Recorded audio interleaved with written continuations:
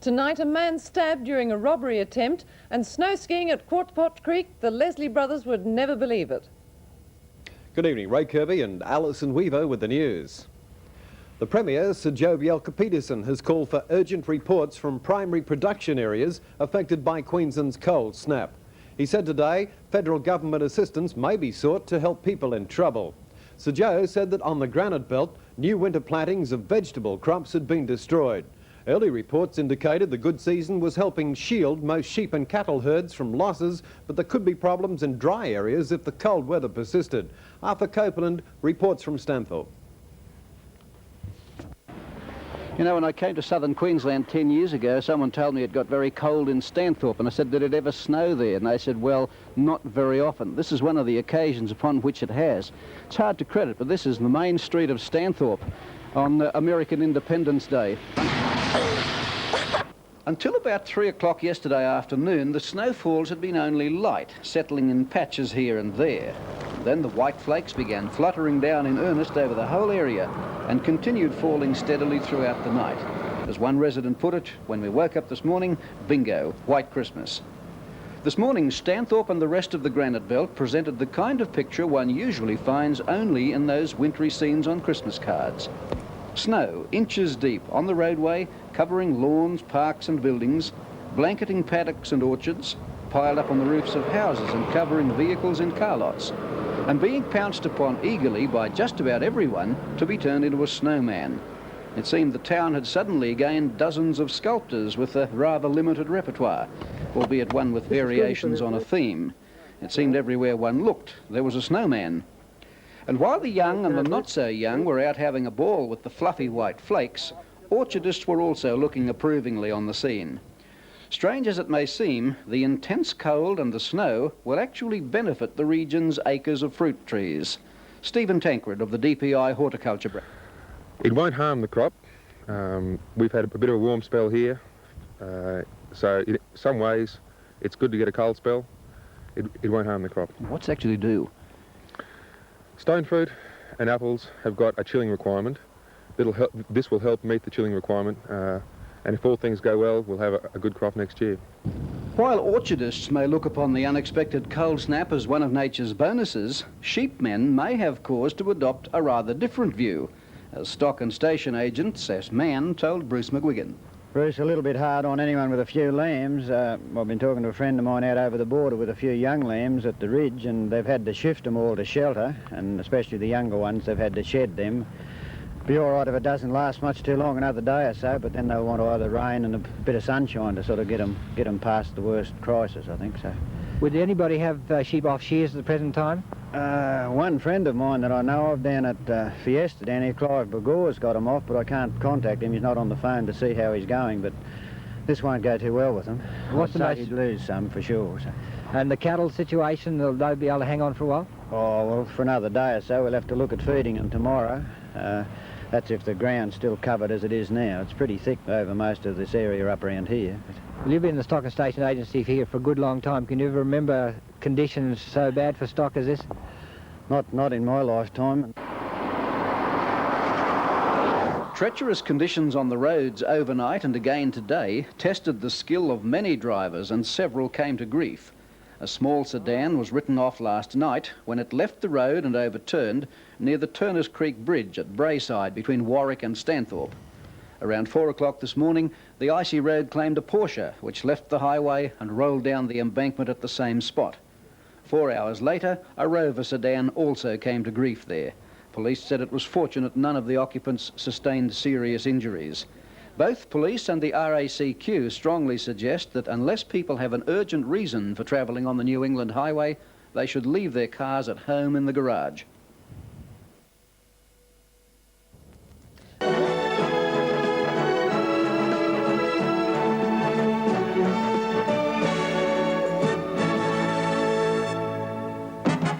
Tonight, another tragic family court judge bombing. The big chill hits farmers across Australia, and a yacht survives wild seas off Brisbane. Mike Higgins, Nev Roberts, David Fordham and Noel Stanaway present 7 National News. And a very good evening, everyone. Mike Higgins and David Fordham in a very cold Brisbane. Nev, how's the weather up your way? The weather here, Michael, is also very cold with a bit of wind, but the reception has been lovely and warm. Thanks very much, Nev.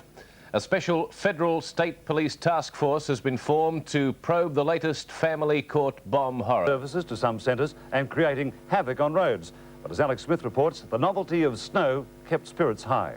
Police were faced with a nightmare. At dawn, roads were covered with snow and hard ice, a danger few motorists have encountered, and one that took its toll. With several injuries from car accidents and some frostbite victims, hospitals were kept busy. Animals have been the hardest hit. Sheep, and particularly lambs, will die in their hundreds if the snow continues. But while the freeze brought its problems, the novelty of newfound snowfields brought almost a holiday atmosphere, with many businesses closing their doors. Well, Queensland's reputation as the Sunshine State may have cooled a little, but that seems to have attracted even more tourists. Service station proprietors have reported a roaring trade as people flock to see the snow. For 45 years I've been here, I've never seen snow like it. In 48 there was a fall, but nothing like it. They had snowmen out here at the works and we were pelting snow at each other like this, but nothing like this, mate. Heaviest falls of up to ½ a metre were reported in northern New South Wales. Several centimetres fell in Tenterfield overnight, making the main street a dangerous place to be in more ways than one.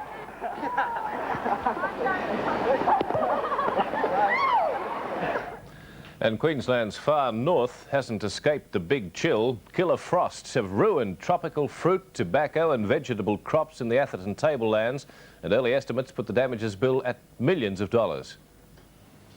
Farmers were only today starting the heartbreaking task of assessing the monetary damage to crops. Already estimates are being placed in the tens of million-dollar mark. With temperatures in many centres nosediving to below freezing, most of the small crops look like being a total wipe-off. One farmer told me that pumpkins, cucumbers, rock melons, sweet potatoes and pawpaws were damaged beyond repair. The repercussions of the cold snap are certain to be reflected in supermarket shelf costs over the next few months. Other areas hard hit included the avocado growers, the lychee nut plantations and the tableland's rich mango harvest. 2 men and a woman who spent last night for outside loos or for hanging out the washing. And if you think we're in Europe somewhere, think again.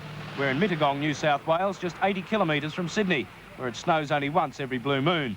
The snow started here at around 11:30 last night, and by this morning Mittagong had its first dinky-die snowfall in 12 years. The snowball fights are fun, but the roads are sludge, and the police have warned motorists to be extremely careful because of the ice hazard.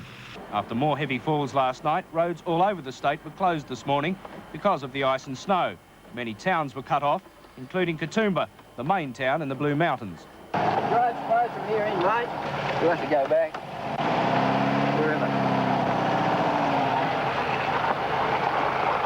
It kept snowing too at Tamworth on the northern tablelands, where local reporters donned parkas and ski glasses when they closed off the New England Highway. There's probably 5 to 6 inches of snow here. And beanies at Tenterfield in the far north, where they haven't seen anything like this for ages. The largest or the deepest snowfalls for at least 10 years. Back on the central tablelands at the town of the rugged-up sheep at Orange, they're still rugged up, and reporters there have taken to interviewing snowmen. How long have you been hanging about here?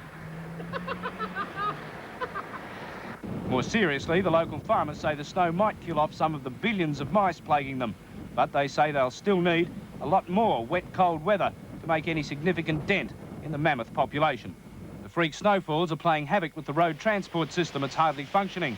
Truckies here at Armidale are at a standstill, as are the posties in Glen Innes, who say their bicycles have frozen stiff. Below normal. On the Darling Downs, there was enough snow for snowball fights and snowmen. But while that was fun for some, for the man on the land, it could spell disaster. Still, there was an eerie beauty about normally sun-baked land covered in snow. And Gary Hartgrave and cameraman Gordon Fuard have spent the last 24 freezing hours in Queensland's freak snowfields.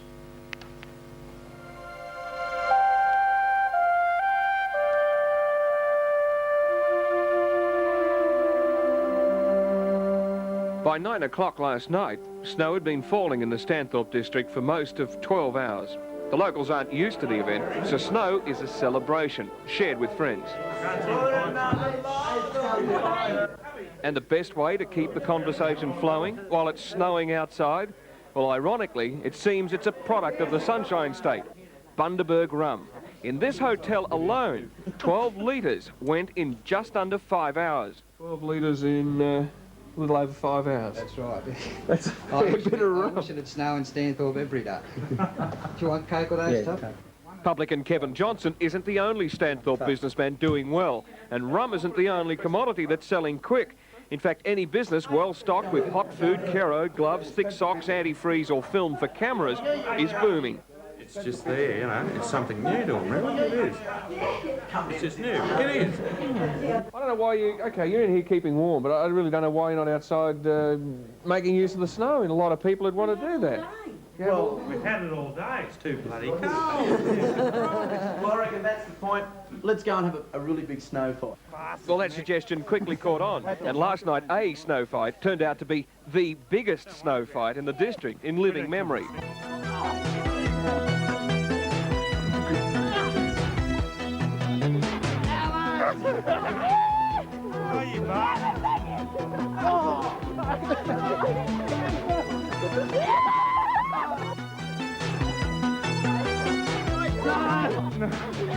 Oh, he's raking. Probably got there anyway. Hey, what's that rock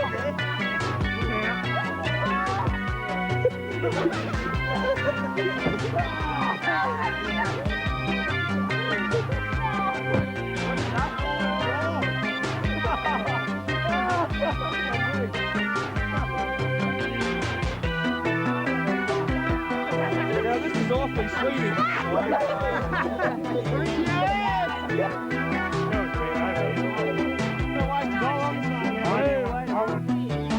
There's his nose. Step back, move away. See, it really does snow enough for us to build a snowman instead that we don't only grow apples. This morning, there was more of the same. In fact, in parts of the Stanthorpe district, reports of snow up to 1 metre thick. That's ice. Overnight temperatures had dropped to well below zero. Local townsfolk woke to phone and power problems. Lines were down, collapsed by snow-laden trees. The locals can't remember when Stanthorpe last looked like this. I've never seen it. I've lived here for around 40 years and I've never seen anything like this in Stanthorpe at all. The weather forecast is for more snow right throughout the day, and actually there's no sign of it even letting up, so I expect that we'll have snow right through to the weekend because it'll sit around for quite a while even if it does stop. Might get a few skis out? I hope so, yeah. There wouldn't be many people around here that own skis, but I guess there's plenty of people with them, you know, in Toowoomba and Brisbane, that they might be able to do some skiing here. Councillor Smith's comments were echoed by Lex and Pauline Simmons, service station proprietors from Brisbane, who have waited all their lives to see snow. We just shut the service station up, put a sign on the window, and away we went. Gone to the snow? Yep, open again Thursday. Well, it's fair to say that the good people of Stanthorpe and district have been just a little caught out by this unusual amount of snow. They haven't necessarily got all the right snow gear to wear, and they don't know all the good snow games like snow soccer.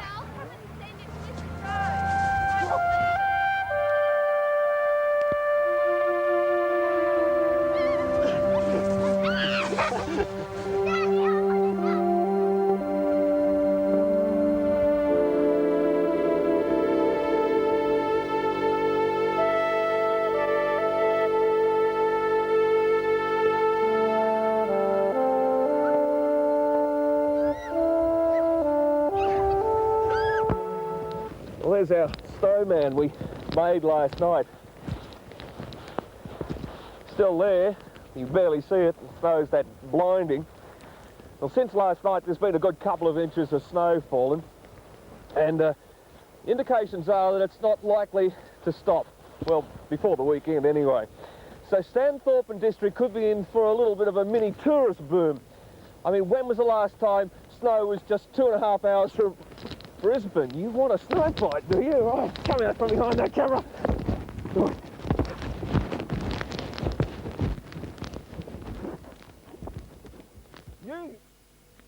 On the Killarney Peaks near the New South Wales border. The ABC's Killarney correspondent says about 0.3 of a metre of snow has fallen on the top of the Killarney Range above Queen Mary Falls. It's been snowing most of the day on the Granite Belt to Wallangarra and beyond the New South Wales border. At Stanthorpe, some householders fear the build-up of snow might cause the roofs of some houses to collapse. On the Bunyas, the heaviest snowfall was at Mount Mobullen, the peak of the range, about 1,112 metres or 3,650 feet above sea level. Most of the Darling Downs has been shivering in subnormal temperatures, with sleet for most of the day in many areas. Toowoomba's maximum temperature at 3 o'clock today was 5 degrees, the same as yesterday. Stanthorpe police have been kept busy by a large number of minor traffic accidents on the town and district roads. Snow, sleet and rain created extremely hazardous road conditions. This was compounded by an influx of large numbers of visitors to catch the first glimpse of snow in subtropical Queensland. The RACQ has advised motorists against travelling on the New England Highway through the Granite Belt to the New South Wales border. Some sections of the road surface had iced up and travel was extremely dangerous.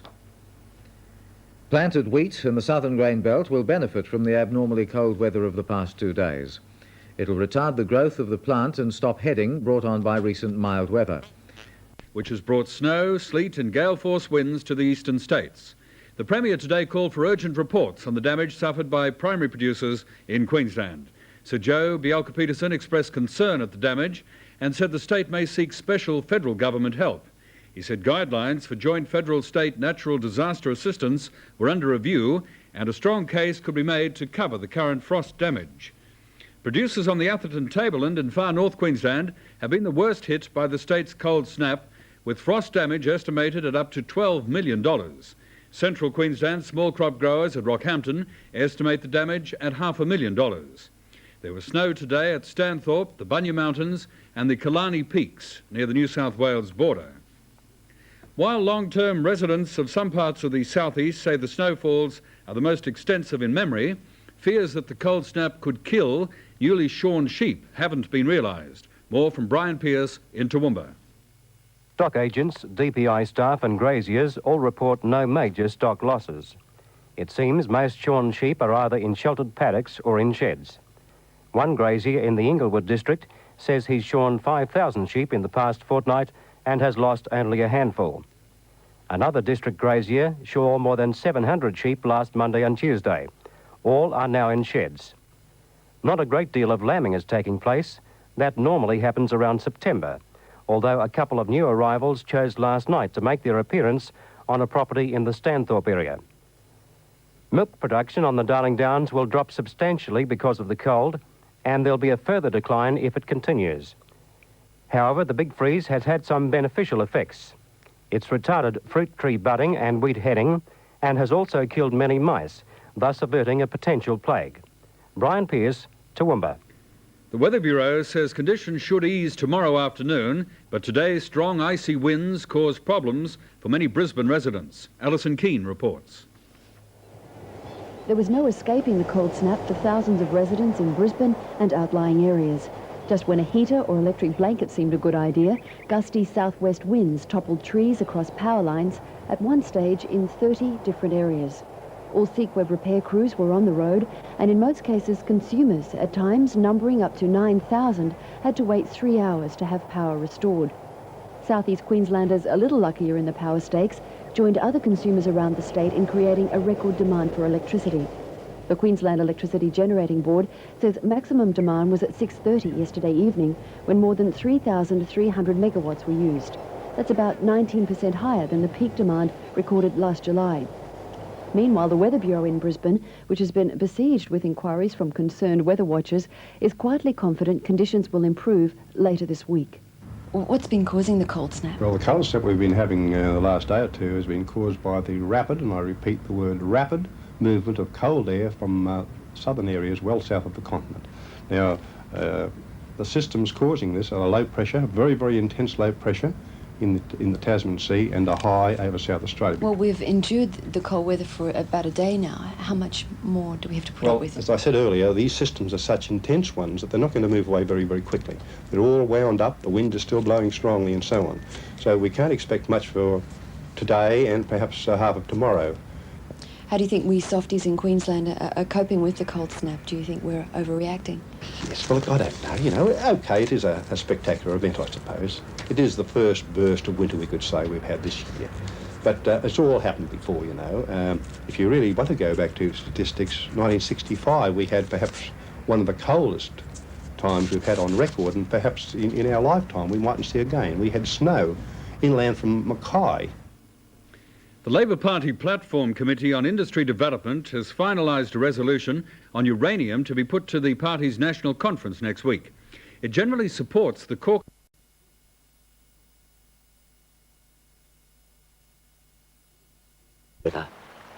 We have passed many brooks and deep reaches of water, some miles in length, and the country could not be better.